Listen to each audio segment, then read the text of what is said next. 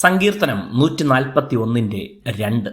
എൻ്റെ പ്രാർത്ഥന തിരുസന്നിധിയിൽ ധൂപമായും എൻ്റെ കൈകളെ മലർത്തുന്നത് സന്ധ്യായാഗമായും തീരട്ടെ. ഇസ്രായേൽ ജനത മിസ്രയീമിൽ നിന്ന് വിമോചനം പ്രാപിച്ച് സീനായ് മരുഭൂമിയിലൂടെ യാത്ര ചെയ്ത കാലഘട്ടത്തിലാണ് ആദ്യമായി ഒരു ദൈവാലയം നിർമ്മിക്കുന്നതിന് ദൈവം കൽപ്പിച്ചത്.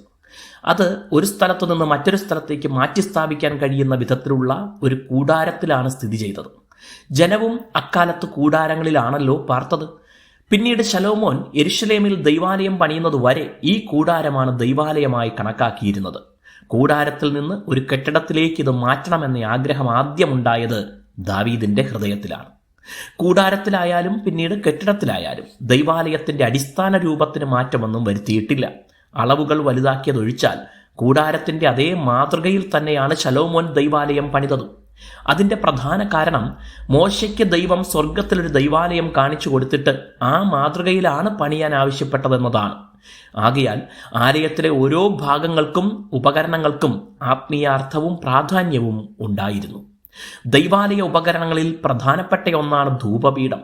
ദൈവം കൽപ്പിച്ചിരുന്ന ചില സുഗന്ധദ്രവ്യങ്ങൾ ചേർത്ത് കത്തിച്ചാണ് ഈ ധൂപപീഠത്തിൽ പുക ഉയർത്തിയിരുന്നത്.